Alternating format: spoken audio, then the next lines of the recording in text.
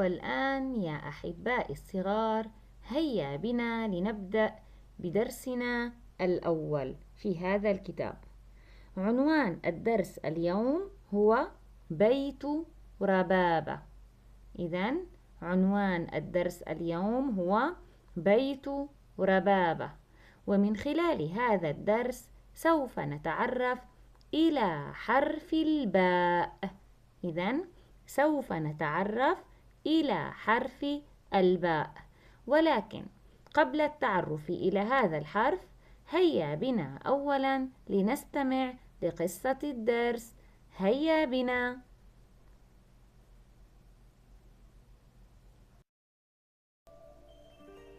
بيت ربابة. رأت رباب في منامها أميرة، فقالت لها: غدا ذكرى مولد أمي، وأنا لا أعرف ماذا أهديها. أعطت الأميرة رباب وردة عجيبة بلون الذهب. أخذت رباب الوردة، وفجأة استيقظت من نومها على صوت أخيها باسم يصرخ ويقول: باضت بطة رباب بيضة.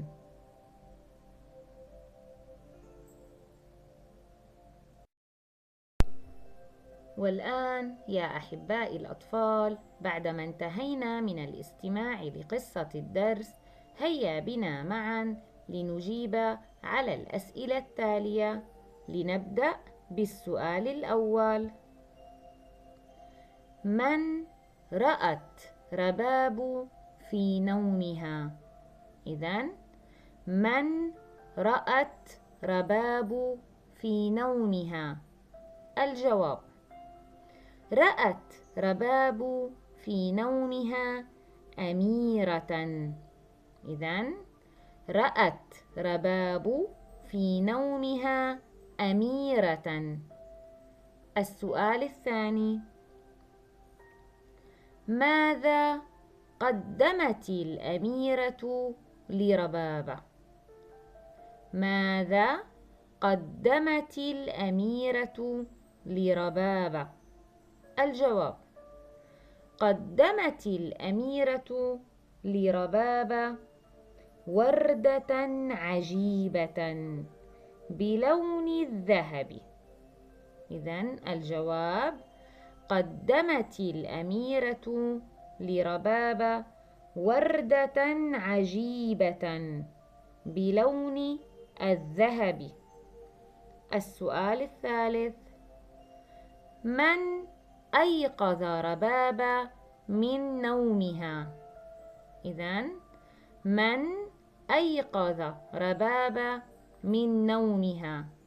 الجواب: أيقظ ربابة من نومها أخيها باسم.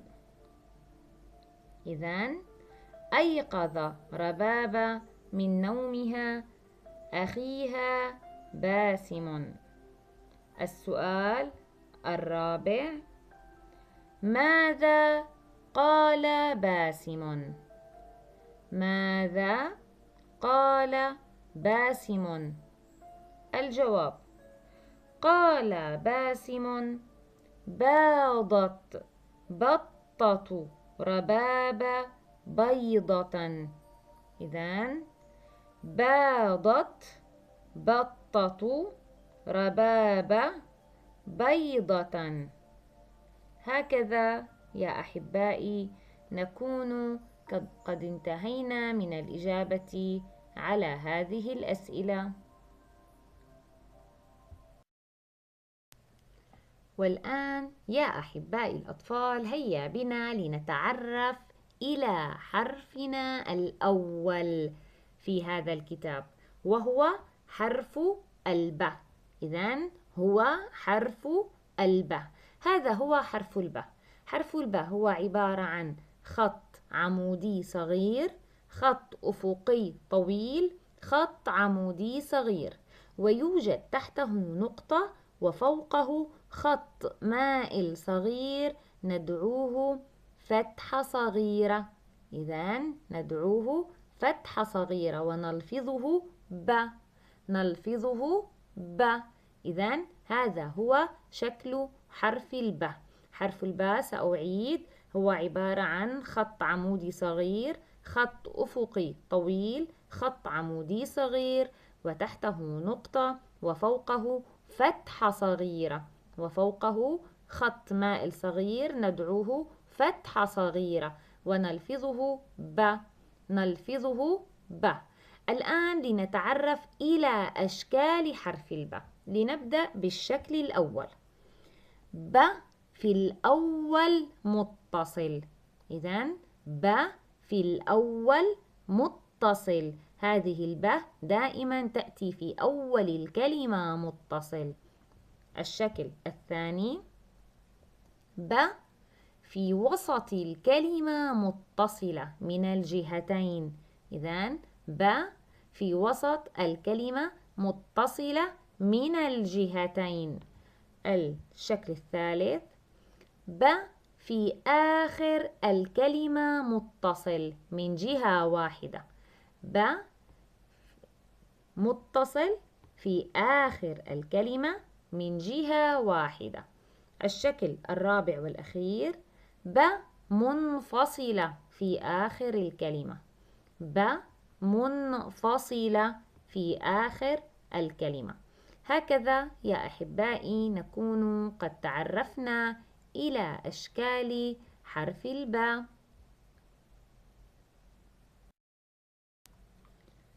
أعزائي الأطفال، هيا بنا الآن لنقرأ الأحرف التالية. لنبدأ. ب في الأول متصل. ب في الأول متصل. ب في الوسط متصل. ب في الوسط متصل. ب في الآخر متصل.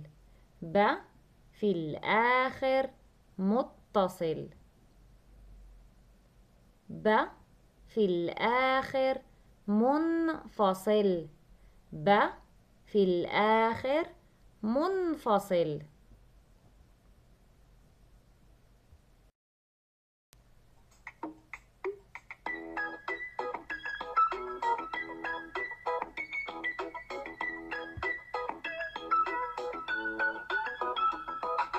بطتنا الحلوة بطوطة تسبح في البركة مبسوطة، تبحث عن خبز تأكله وتحب الباء المنقوطة. بطتنا بيضاء ذكية وتجيد اللغة العربية، عن حرف الباء سألناها قالت للحرف أهمية.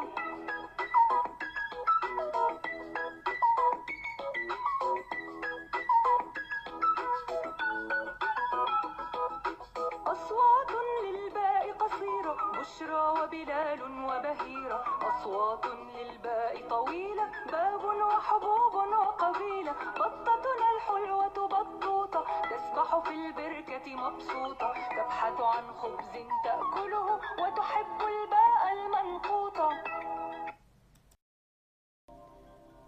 وهكذا يا أحبائي الأطفال نكون قد انتهينا من شرح درسنا لليوم.